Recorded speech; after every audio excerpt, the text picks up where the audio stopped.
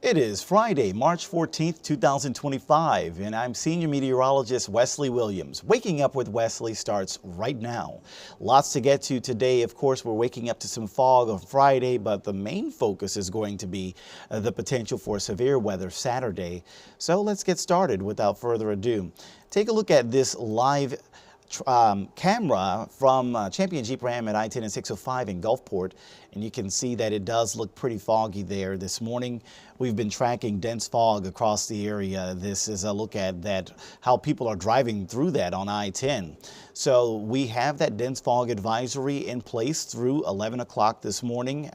And, you know, there will be some places where you're driving and that visibility is suddenly reduced. So you will want to allow for a bit of extra travel time, giving you that first alert that Friday morning could face slowdowns on your morning drive.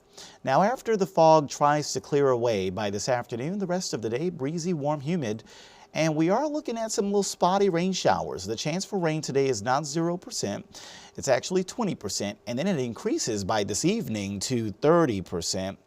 So plan on there being the potential for some showers in the area for Friday evening and Friday night. And there might be some thunder with some of these. Hopefully we don't see any of them become too strong. But again, don't be surprised by some Friday night rain and thunder. The chance for rain tonight about 40%. And then there's Saturday morning, breezy and muggy, but really not much rain showing up on Futurecast. So I know there's a lot of attention on the severe storm setup for Saturday, but it's really not expected in the morning. It's instead in the afternoon. Will be a windy day all day, and then here come those strong thunderstorms heading into Saturday afternoon.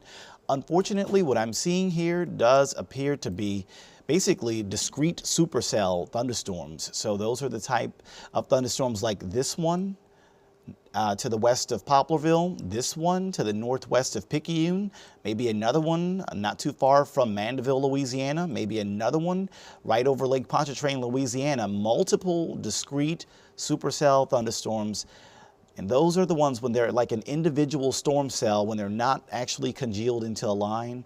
When they're an individual thunderstorm cell, they are more capable of rotating. And that is how you really get that intensity to ramp up. And that's the main concern tomorrow, is going to be the potential perhaps for some tornadoes, maybe some damaging straight line winds too along with those. I do know that usually when you get the line, the wind threat is higher, and then usually when you get these individual cells, the tornado threat does tend to be higher. So with the way this looks, if this were the actual radar, we'd probably have tornado warnings in Pearl River and Hancock counties tomorrow at 4 p.m. and 5 p.m. And as those cells continue to make their way east, there would probably be new warnings popping up in Stone and Harrison counties around 6 p.m. or 7 p.m. And then as those continue east again, maybe we'll see some new warnings popping up in George and Jackson counties around 8 or 9 p.m. on Saturday. And then by 10 p.m., still seeing the storms over Pascagoula, but majority of the other areas are clearing. So you can see Gulfport clearing, Socher, Wiggins, Waveland, Picayune, Poplarville clearing by 9 or 10 p.m., but still seeing some Jackson County storms around that time frame before they finally move over the Alabama line and things turn drier by the time we get to your Sunday morning. So that's going to be that timeline that we're watching for your alert day Saturday.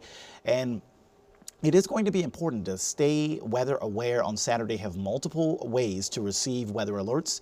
One of them, of course, is our First Alert weather app, right? It's a free app to download to your mobile device, your tablet, your smartphone. You can open it up, set your notifications to on, and make sure there's an alert sound in the settings of the app. And that way, and as soon as a tornado watch is issued tomorrow, because let's be frank, we shouldn't be surprised if there's a tornado watch issued tomorrow. I 100% expect there to be. So the question is not whether we'll see a tornado watch or not. The question is, will it be a regular tornado watch, or will it be the next level, the PDS tornado watch? PDS, particularly dangerous situation tornado watch, which are usually issued when there's a high probability of either multiple twisters or a high probability of multiple strong twisters. And so I'm wondering which type of tornado watch they're going to go. I already know it's going to be a tornado watch, but will it be a regular or a PDS, something to keep an eye on tomorrow as our team tracks the latest. So this bullseye, that red zone, we're still in it. The level 4 out of 5 risk of damaging storms. Keeping in mind that level is all about probability. The higher the probability is the higher level. So when you're at a 4 out of 5, that means, you know, it's a pretty high probability of damaging storms happening somewhere in that red zone. So that's why we're paying close attention to this potential tomorrow. Fortunately, it's not a 5, but I wouldn't be surprised if they upgrade somewhere in that red zone to a level 5 as we go to the next 24 hours and they make their updates to that map. It would not shock me. I personally didn't expect the Mississippi coast to go level 4, so that already surprised me. So forget about it. I'm done being surprised. If they go level 5, no surprise here, because we do have a lot of ingredients coming together for severe weather to occur as we go to Saturday and Saturday night. Specifically for our 6 southernmost counties, you can see that it is primarily going to be during that afternoon time frame when things really kick off. Now, for some places like Pearl River County, it's going to kick off earlier, maybe around noon, 1 p.m., 2 p.m. But for other places that are farther east, maybe like Biloxi, Ocean Springs, or Pascagoula, might wait a little later, maybe not getting the first thunderstorm of the day until 5 p.m., 6 p.m., or 7 p.m., or maybe even later in some cases near Pascagoula. And then we're all done by the time we get to Saturday evening or night around 10 p.m. or 11 p.m. The majority of our area will have that all clear as most of the rain and storms move over the Alabama line. We are still, unfortunately, concerned for some strong EF2 intensity or greater tornadoes. We are unfortunately also concerned for damaging straight line wind gusts that could top 70 miles per hour. And the potential for some large hail. Obviously, all of our area, let me go back to this, all of our area shares the same risk level. There's been no change. Every county, 6 southernmost counties, everyone is at level 4 out of 5. So there's, you know, if you ask, well, what's the difference between Van Cleve and Picayune, or what's the difference between Diamond Head and Lucedale? They're all the same. They all share that same level 4 probability. So that makes it very easy to message that we can all basically expect the same probability of those damaging straight line thunderstorm winds, a strong tornado potential there too, large hail. Flooding is a possibility, but it's the least likely out of all the probabilities that we're going to be watching from these potential thunderstorm impacts. Now, as we go to Saturday night after midnight, things dry up, they clear up, and we're going to a dry Sunday. So it's not like the whole weekend is terrible. In fact, I think I mentioned this yesterday, if you split our weekend up into 4 parts, Saturday AM, Saturday PM, Sunday AM, and Sunday PM, there's really only one of those 4 parts that look pretty stormy. It's Saturday PM. So say it a different way, the majority of the weekend looking good. We just have to get through that one stormy 4th of the weekend, the Saturday PM time frame. In which those intense thunderstorms can develop across our area. Right before we wrap it up, I'll do one more recap of that timing for the rain chances. And you can see, there you go, with that 40% chance for a few hit or miss storms tomorrow morning. The chance for rain on Saturday morning is not 0%, but it's as low as I'm able to go at this early in the game. We're going about 40% for that chance for rain. Now, by 10 o'clock, 11 o'clock in the morning, places like Pearl River County, Poplarville, Picayune could begin to already see some rain showers and thunderstorms, a better chance for that for them. Maybe near Wiggins too, but elsewhere might not be getting those storms just yet. Places like Biloxi, Pascagoula, crickets around 10 a.m. for the most part, based on the models that we are dealing with and looking at today. And then looking at the middle of the day, that's when that potential for intense thunderstorms will increase, because we're increasing the daytime heating, which helps the thunderstorms to grow stronger. So watch out for the afternoon, and it looks like perhaps around 1 p.m. or 2 p.m. main spots to watch out will be in Pearl River County, maybe parts of Stone County. That's where we could begin to see that increasing rain chance and increasing thunderstorm chance.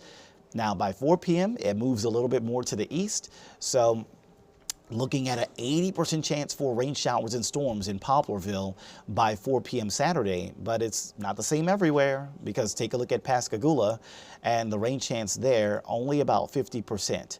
So again, tomorrow afternoon, there's going to be a case of haves and have-nots. Some places at 4 o'clock tomorrow are going to be going through the thick of it with intense storms, and other places at 4 o'clock in the afternoon on Saturday might just be waiting on the storms to start. Then we get to 7 o'clock, and I think at that point, the majority of the area will share kind of the highest rain chance of the day. Around 6, 7, and 8 p.m. will all be around that 70% chance. And at that time, there could be some intense thunderstorms that are moving through the area, along with any rain and showers that we see. So just remember, around dinner time Saturday, that's when many of you will see some of your highest rain and storm chances of the day. Finally, 10 p.m., most of the activity moving over the Alabama line. Of course, if you're near Pascagoula, you could still see some thunderstorms around that time. Some could still be intense, but the majority of the rest of the area probably quieting down as we move toward that 10 p.m. and 11 p.m. time frame. So watch out for those potential severe storms heading into Saturday and Saturday night. Unfortunately, we are looking at that high probability, level 4 out of 5, of those hazards in the area. And for tornadoes, that's rated at a 3 out of 6.